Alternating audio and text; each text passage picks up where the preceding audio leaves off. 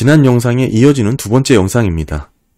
중요한 것은 이 패들리슨스의 패널이 누가 들어왔고 그들이 뭐 얼마나 어려움을 토로했고 이게 중요한 게 아니고, 다시 말해서 이게 금리 인하를 위한 명분 쌓기다, 뭐 자기적인 행사다, 이게 아니고요. 이거 원래부터 이렇게 행사를 해왔다니까요. 실제 연준이 우려하고 있는 건 경기 위축입니다. 고용시장의 냉각이에요.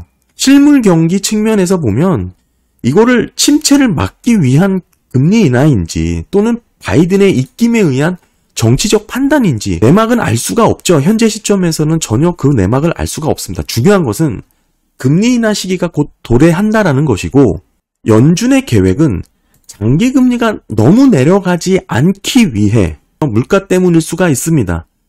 금리가 너무 빨리 떨어지면 펀더멘털리 물가가 다시금 구조적으로 높아질 수 있는 우려가 있기 때문에 장기금리가 너무 급하게 내려가지 않기 위한 미세 조정을 한 결과가 이번 FOMC 결과다, 이렇게 봐야 됩니다. 따라서 최근 들어서 파월의 발언이라든지 재무부 옐런 장관의 발언을 보시게 되면 일맥상통하는 부분들이 있어요. 과거 저금리 시대로 돌아가지 않을 것 같다라는 발언도 사실은 이런 맥락에서 해석을 해야 됩니다.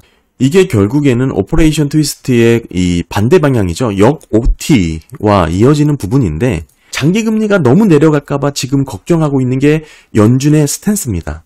장기금리 내려가긴 할 겁니다. 근데 연준의 걱정은 장기금리가 더 내려가면 어떨까, 이게 걱정인 거예요. 이걸 왜 걱정할까요? 이게 내려가면 뭡니까? 결국 침체입니다. 더 쉽게 말씀드리면 이게 내려가면 지속적으로 장단기 금리가 역전이 되게 돼요.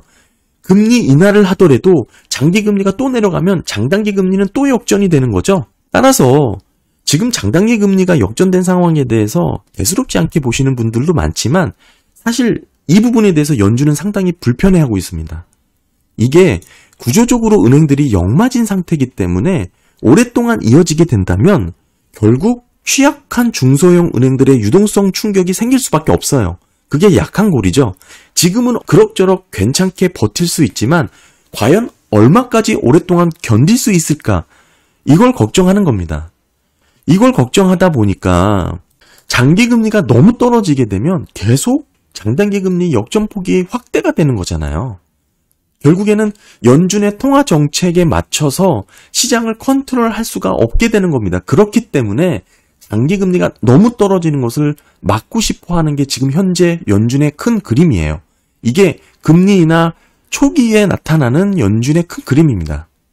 현재는 금리 인하에 대한 목적 자체가 확인이 되지 않았잖아요. 제가 예전에 올린 영상이 있기도 한데 금리 인하 목적에 따라서 장기채 수익률의 변화를 정리를 한 영상이 있습니다. 연준이 지금 그리고 있는 그림은 장단기 금리 역전에 대한 해소를 장기금리는 소폭 내려가지만 단기금리가 더 내려가면서 해결할 것으로 계획을 하고 있는 거예요. 불스팁이죠. 그런데 시장은 어떻게 움직일까요? 현재 장기채 금리가 4.3 수준이죠. 과연 기준금리 인하를 단행하게 된다면 장기금리는 가만히 있을까? 그게 아니죠. 기준금리 인하 전에 항상 장기채 금리는 먼저 떨어졌다라는 것을 보여주고 있잖아요. 70년대 이후부터 계속 그랬습니다. 그러니까 중요한 것은 왜 기준금리 인하 직전에 장기금리가 먼저 떨어졌냐? 그 이유를 이해를 해야 되는 거죠. 과거 금리 인하 시점과 비교를 해보면 언제나 선반영돼서 먼저 움직여 왔습니다. 이유는 이거예요. 고금리를 견딜 수 없는 경기 펀더멘털을 선반영한 것입니다. 제가 누누이 강조하지만 진짜 지금 연준의 기대처럼 또는 일부 강세장을 주장하시는 의견처럼 지금의 높은 금리에서도 구조적인 성장이 가능하다면, 그렇다면 실제 장기금리가 더 내려가지 않을 거예요. 그렇기 때문에 지금 점도표에서 연준의 경제 전망이 이렇게 성장률이 높게 찍히게 된 이유이기도 합니다. 성장이 좋아야 장기금리는 안 내려가잖아요. 지금의 연준의 큰 그림은 뭐예요? 장기채 금리가 너무 도비시하게 빨리 떨어지는 것을 막고 싶은 거죠. 근데 보시면 이게 3개월 전에 성장 전망률입니다. 1.4에서 2.1, 그 간극이 너무 크죠. 3개월마다 쉽게 바뀌어요. 사실 이거는 연준의 계획일 뿐입니다. 오히려 이거보다 더 높았던, 뜨거웠던 미국 경기를 보여줬던 작년에도 그렇게 높았던 경제 성장이 일시적일 것이라는 것에 베팅을 해서 떨어졌었어요. 지금의 경제, 미국의 경제 탄탄해 보이지만 결국 일시적일 수밖에 없다라는 것을 장기금리는 반영하고 있는 겁니다. 결국 채권 시장은 뭐예요? 경기가 좋은데 금리 인하를 하겠다는 연준의 이런 계획에 전혀 공감하지 못하고 있는 겁니다. 경기 지금은 좋아 보일 수 있지만 그 속은 무너져 있고 억지로 버티고 있는 단계지 이게 구조적으로 성장하는 그런 모습은 아니라는 것을 장기금리가 먼저 떨어지면서 그걸 보여주고 있는 거예요. 연준은 장기채가 급하게 떨어지는 걸 원하지 않다고 말씀을 드렸죠. 반대로 장기채가 올라가는 것도 원하지를 않습니다. 사실상 연준은 기준금리를 통해서 정작 조절하고 싶어 하는 것은 장기금리를 조절하고 싶어 하는 거예요. 근데 이게 생각처럼 쉽지 않죠? 왜냐? 너무 멀리 있는데 이거를 출렁이는 자로 타겟을 정확하게 맞추기란 어렵습니다. 연준이 지금 그걸 하고 있는 거예요. 단기금리를 갖고 장기금리를 조정하고 싶어 하는데 그러니까 이게 출렁일 수밖에 없는 거죠. 연준은 첫 번째, 연내 3번 금리 인하라는 것을 유지하기 때문에 이를 너무 도비시하게 해석해서 급격하게 떨어지는 것을 원치 않았다. 그래서 점도표에 대한 부분을 그렇게 찍을 수밖에 없었다라는 것을 말씀을 드리는 거고, 두 번째는 그렇다고 장기금리가 올라가는 걸 원하냐? 그것도 아니라는 것을 말씀을 드리고 있죠. 사실 제가 예전부터 말씀드린 부분이 있는데 장기채 수급 이슈로 일정 부분 시장이 흔들릴 경우 결국 금리 인하 사이클에서 연준이 남아있는 카드가 하나 더 있어요. SLR 규제 완화입니다. 이 부분에 대해서 제가 예전부터 강조를 했었죠.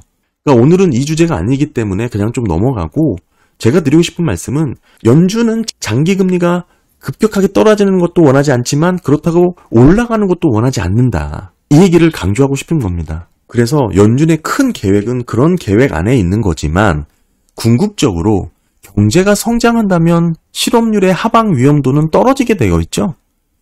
따라서 금리 인하를 할 요인이 적어집니다. 너무 단순한 논리입니다. 따라서 제가 중요하게 봐야 될 것은 이번 금리 인하에 대한 이유와 목적이 무엇인지, 그게 중요하다라고 말씀드렸죠.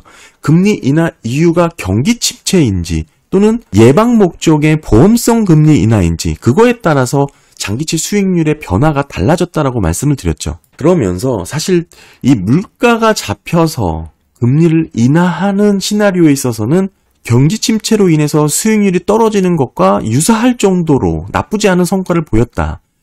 다만 장기채 투자에 있어서 보험성 금리 인하는 오히려 수익률이 소폭 상승하는 것으로 이렇게 나왔는데, 금리 인하 시점에 있어서 그 목적과 그 이유가 중요하다라고 그래서 말씀을 드렸었죠. 금리 인하 직전까지는 전반적으로 장기채 수익률이 다 좋습니다. 금리 인하 시점에 대해서 금리 인하 목적에 따라서 달라지는 경향을 과거 쭉 보여왔으니 그게 경기 침체로 인한 금리 인하인지 또는 보험성으로 인한 금리 인하인지를 좀 살펴보자, 이 얘기를 말씀을 드렸고, 지금까지 쭉 말씀을 드린 게 연준의 큰 그림입니다. 연착륙이라는 것을 목표로 하기 위해서 지금은 다소 보험성 금리 인하에 가까울 정도로 금리 인하 기대감을 시장에 소통을 하고 있습니다. 그래서 중요한 것은 물가가 잡혀서 금리 인하를 하겠다라는 그런 시나리오는 가능성이 좀 적어졌다. 보험성 인하인지 실제 고용의 위축이 경기 침체인지 이 두 가지 중에 우리가 판단을 해야 될 것으로 보여집니다.